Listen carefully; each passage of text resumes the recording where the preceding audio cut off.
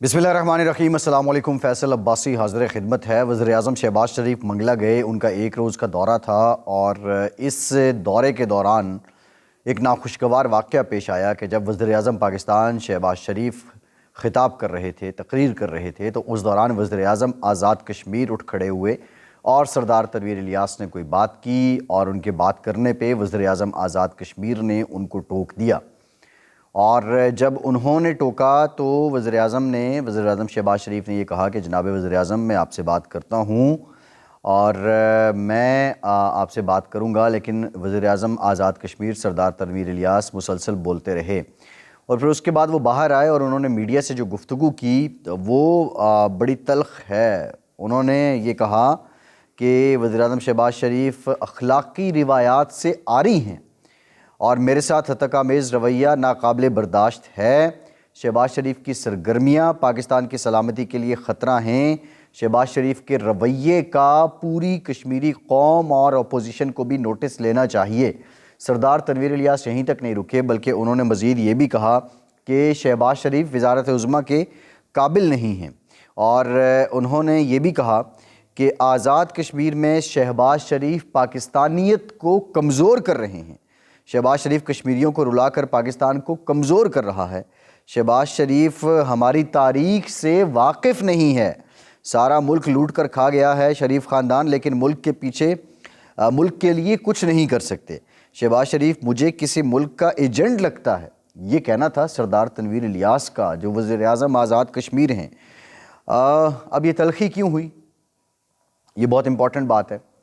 जो पाकिस्तान तहरीक-ए-इंसाफ़ है, इसमें एक रिवायत है और वो रिवायत ये है कि जो शख्स अपना सियासी मुखालिफिन को लेकर, ना सिर्फ सियासी मुखालिफिन बल्कि वो टेलीविज़न के एंकर्स, वो मीडिया के सहाफ़ी, वो अखबार नवीस जो पाकिस्तान तहरीक-ए-इंसाफ़ पे या पाकिस्तान तहरीक-ए-इंसाफ़ की क़यादत यानी इमरान ख़ान पे तनक़ीद करते हों, अगर कोई शख्स उनके साथ बहुत ज़्यादा बदतमीज़ी करता है या उनके साथ सख्त रवैया अपनाता है, तो वो शख्स इमरान ख़ान की नज़रों में उतना ही मकबूल तसव्वुर किया जाता है। ये एक स्टैंडर्ड है पाकिस्तान तहरीक-ए-इंसाफ़ के अंदर इमरान ख़ान की कुर्बत हासिल करने के लिए और इमरान ख़ान की जानिब से हौसला अफजाई हासिल करने के लिए। एक तो पहलू ये है कि आज सरदार तनवीर इलियास अगर वहाँ पे ये परफॉर्मेंस ना देते तो हो सकता है कि ये दौरा शहबाज शरीफ साहब का और उनकी जो प्रेजेंस थी बतौर वज़ीर-ए-आज़म पार्टी के अंदर यही होता कि जब शहबाज शरीफ गए तो तनवीर इलियास ने भी उनको पूरा प्रोटोकॉल दिया और साथ दिया।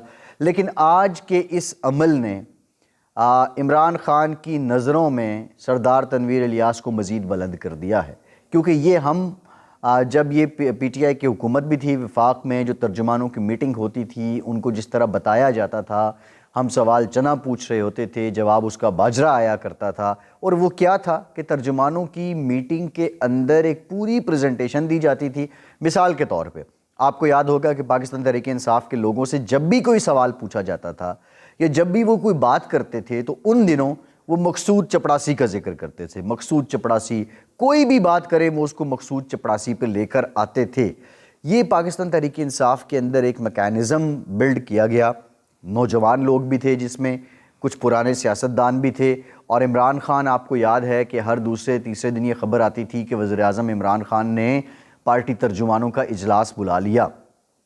तो ये वो जो तर्जुमान थे उनको बाज़ाब्ता एक प्रेजेंटेशन दी जाती थी और उस प्रेजेंटेशन के अंदर एक एजेंडा दिया जाता था और एजेंडे के अंदर मखसूस अल्फाज थे, वो बताए जाते थे कि ये जुमले आपने मज़ीद दोहराने हैं और अगर एंकर कोई भी सवाल पूछे आपने ये बात कर के उस सवाल पे आना है। और आज भी देख लीजिए पाकिस्तान तहरीक-ए-इंसाफ़ के अंदर ये मामला है।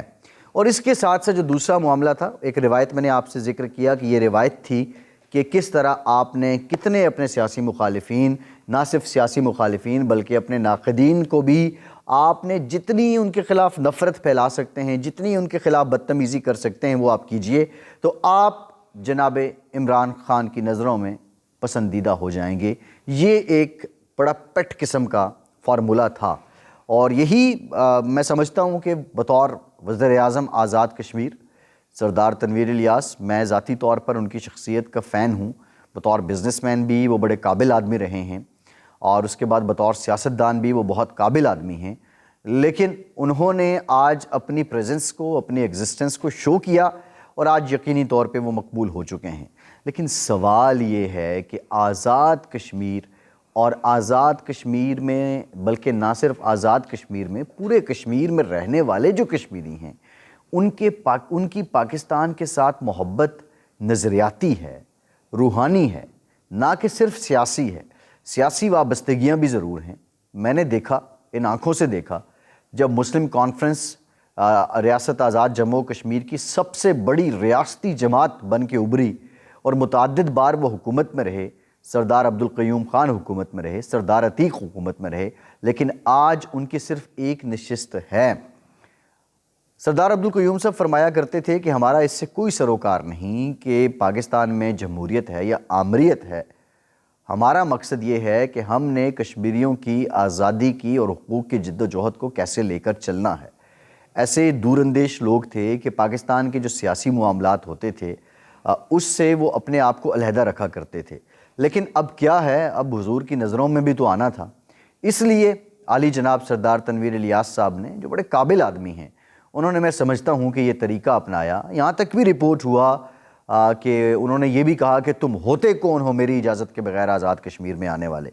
شاید یہ میرے پاس جو ہیں اس میں یہ سننے میں آیا کہ یہ رپورٹ ہوا ہے۔ اگر ایسی بات ہے تو آپ ذرا سوچئے، ہمارے پڑوسی ملک کا جو میڈیا ہے، بھارت کا میڈیا، وہ اس بات کو کس طرح اچھال رہا ہوگا۔ وہ کشمیری جو پاکستان کے ساتھ جڑے ہیں، اور وہ پاکستانی جو کشمیریوں کو، کشمیر کو اپنی شہرک کہتے ہیں۔ قائد اعظم محمد علی جناح نے کہہ دیا تھا کہ کشمیر پاکستان کی شہرگ ہے۔ اب اس پہ بھی سیاست ہونے لگی ہے۔ یہ نفرت کے بیج کس نے بوئے ہیں، پھول کی جگہ کانٹے کس نے بوئے ہیں، یہ ہمیں ضرور سوچنا ہوگا۔ اور یہ رویہ کشمیر کے لیے بھی نقصان دہ ہے، یہ رویہ پاکستان کے لیے بھی نقصان دہ ہے۔ اتنے حساس معاملات پہ ذاتی انا کو آگے لے کر آ جانا، جب وزیر اعظم اسلامی جمہوریہ پاکستان خطاب کر رہے ہوں اور وزیر اعظم آزاد ریاست جموں و کشمیر اٹھ کر بات کرنے لگیں، وزیر اعظم اسلامی جمہوریہ پاکستان ان کو ٹوکیں، وہ پھر رسپونڈ کریں، پھر وزیر اعظم آزاد جموں و کشمیر باہر نکلیں اور جا کے وہ خطاب کریں۔ یہاں پہ دونوں شخصیات کو ایک لمحے کو مائنس کر دیں، شہباز شریف صاحب کو بھی مائنس کر دیں، سردار تنویر الیاس کو بھی مائنس کر دیں۔ یہاں پہ آپ ایک وزیر اعظم اسلامی جمہوریہ پاکستان رکھیے اور ایک وزیر اعظم آزاد ریاست جموں و کشمیر رکھیے۔ کیا کبھی ماضی میں ایسا ہوا؟ Not at all. بھٹو صاحب کے بارے میں کہا جاتا تھا کہ بھٹو صاحب آزاد کشمیر جب گئے تو وہاں پہ انہوں نے جب بطور وزیر اعظم خطاب کرنا تھا تو اس وقت جو ہیں میرا خیال پیپلز پارٹی اپوزیشن میں تھی، نہیں سوری، سردار عبدالقیوم صاحب اپوزیشن میں تھے، تو جو بھی سیاسی اختلافات تھے وہ وزیر اعظم کی چیمبر تک رہے یا ایوان تک رہے، لیکن یہ رویے تو دیکھنے کو نہیں آئے، یہ کچھ تو نہیں ہوا۔ اب اس سارے معاملے پہ ہم بات کرتے ہیں کہ مقبوضہ کشمیر میں جو آزادی کی نئی لہر اٹھی ہے وہ ان کی انڈیجنس موومنٹ ہے، اور وہ لوگ از خود پاکستان کے ساتھ الحاق چاہتے ہیں یا اپنی آزادی چاہتے ہیں۔ کیا یہ رویہ پاکستان کے سیاستدانوں کا آزادی کشمیر کو متاثر نہیں کرے گا؟ بالکل کرے گا۔ ایسے رویے نہیں ہونے چاہیے، میں یہ سمجھتا ہوں۔ خیر، ایک اور معاملہ ہے جی، پاکستان کرکٹ ٹیم کی بات کروں گا۔ وہ کہتے ہیں نا کہ جیتا جتایا ٹیسٹ میچ ہم ہار گئے، بڑی توقعات تھیں، بڑا اچھا کھیلا، 657 کے بدلے میں 597 بنا لیے، لیکن کیا ہوا کہ ہم دوسری اننگ میں ڈھیر ہو گئے۔ اور بڑی عجیب و غریب بات ہے، لیکن میں سمجھتا ہوں کہ ہمارے جو اعصاب ہیں نا ٹیم کے، وہ کمزور ہیں۔ ایک تو 5 لوگوں نے اس ٹیسٹ میں ڈیبیو کیا، ان کا یہ پہلا ٹیسٹ میچ تھا۔ پھر اعصابی طور پہ، اعصاب کے اعتبار سے انگلینڈ کو ہم نے بہت اوپر دیکھا، ورنہ آخر میں 5-6 وکٹیں رہتی تھیں، آپ کو 100 سے کم رنز چاہیے تھے۔ بالکل انہوں نے جو اگریسو فیلڈ لگا رکھی تھی اور ہم بھی بالکل ڈیفینسو موڈ میں گئے، کوشش ہی نہیں کی کہ یار اگر آؤٹ ہی ہونا تھا۔ سمجھ آ رہی تھی کہ جس طرح کی اگریسو فیلڈ تھی اور فیلڈ کے اکارڈنگ بالنگ تھی، تو بابر اعظم کو چاہیے تھا کہ ایک ادھ بلے باز کو کہتے کہ یار اس پریشر کو تھوڑا کم کرو، اس سچویشن کو تھوڑا ڈائلیوٹ کرو۔